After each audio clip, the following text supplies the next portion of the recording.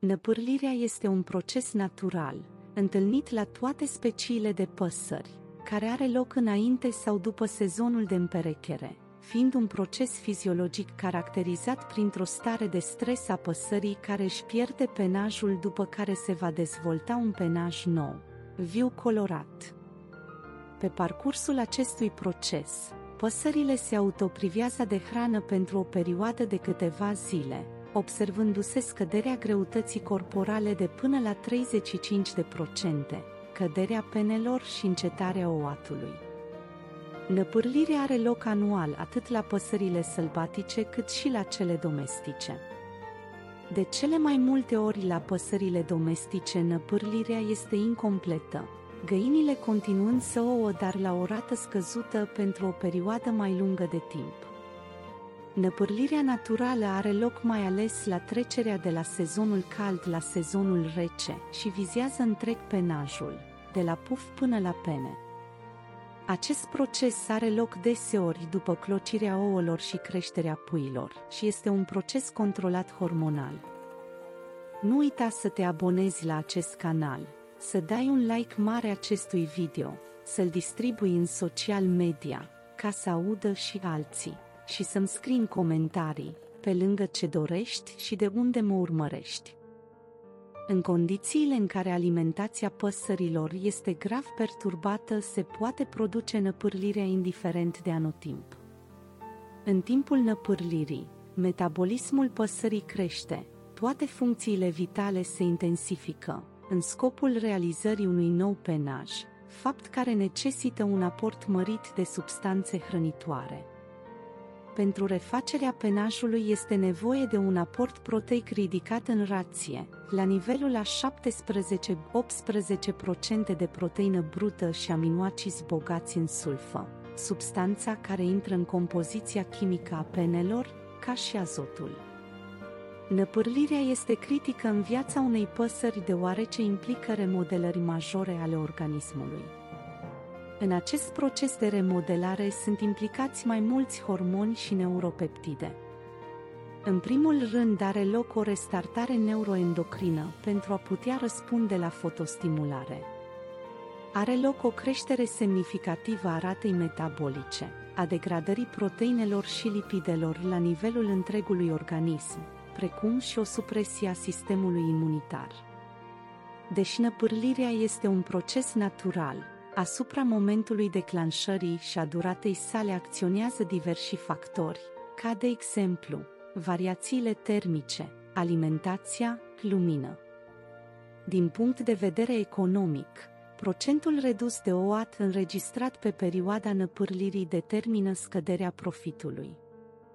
De aceea, pentru avicultori, năpârlirea este un indicator al încetării vieții productive a păsărilor, iar la primul semn al apariției sale, aceștia iau în calcul reformarea păsărilor și înlocuirea efectivului cu altul productiv.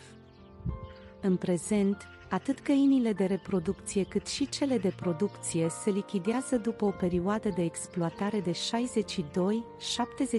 62-74 de săptămâni în funcție de rasă. Din analiza capacității productive a acestor păsări la momentul reformei, rezultă că ele mai dețin rezerve de ouat, care pot fi valorificate printr-o năpârlire forțată și inducerea unui nou ciclu de ouat. Au fost dezvoltate o gamă largă de metode de năpârlire forțată bazate pe retragerea hranei, a apei sau a luminii sau bazate pe administrarea diferitelor substanțe, inclusiv hormoni. Toate aceste metode sunt încă analizate, discutate și disputate. Nutrețurile recomandate pentru hrănirea păsărilor, în perioada de năpârlire, sunt cele bogate în sulfă și anume, șroturile de în, boabele de mazăre, frunzele verzi de varză, leguminoasele verzi, lucerna și trifoiul. De asemenea, în perioada de năpârlire, în hrana păsărilor trebuie administrate în cantități crescute vitamine din grupul A, B și F.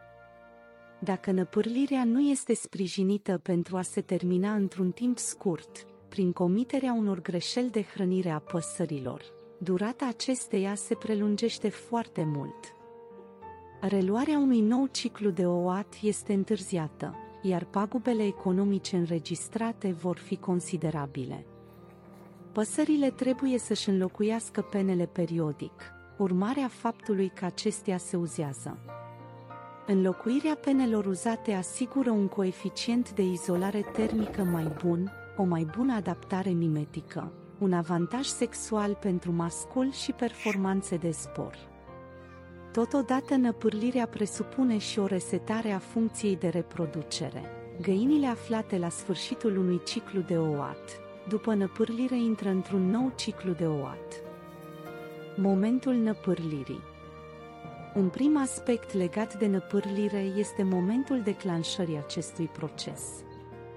Se cunoaște faptul că deseori păsările sălbatice năpârlzec de 2 ori pe an, toamna, la sfârșitul verii și începutul toamnei, și primăvara. Majoritatea psittacidelor năpârlesc la sfârșitul primăverii, imediat după încheierea sezonului de reproducție. Năpârlirea păsărilor găinile domestice prezintă o mare variabilitate în ceea ce privește momentul când acestea încep să năpârlească. Astfel, unele găini încep să-și schimbe penajul spre sfârșitul verii, în lunile iulie-august, unele toamna, iar altele iarna. Indiferent de momentul demarării acestui proces, năpârlirea se termină de obicei în ianuarie-februarie. Găinile slabouătoare încep să năpârlească mai devreme, iar procesul acesta durează cel puțin 5-6 luni. Găinile bune ouătoare încep să năpârlească mai târziu, în 22 septembrie-octombrie, durând 3-4 luni, iar găinile foarte bune ouătoare pot să-și schimbe penele în 6-8 săptămâni. Păsările ouătoare în mod normal năpârlesc complet o dată pe an, toamna. În mare măsură, perioada începerii năpârlirii depinde de perioada în care acestea încep ouatul. De menționat de asemenea că unele specii de păsări năpârlesc lent, de-a lungul întregului an, în timp ce altele năpârlesc într-un interval scurt de timp. Într-un final, am ajuns și la finalul acestui video. Eu mi-am făcut datoria, am făcut acest video informativ și educativ. Tu trebuie să dai un like mare, așa mă ajuți, și să-mi spui în comentarii de unde mă urmărești. O zi sau o seară bună, depinde când vezi acest video. Ne vom reauzi la viitorul video.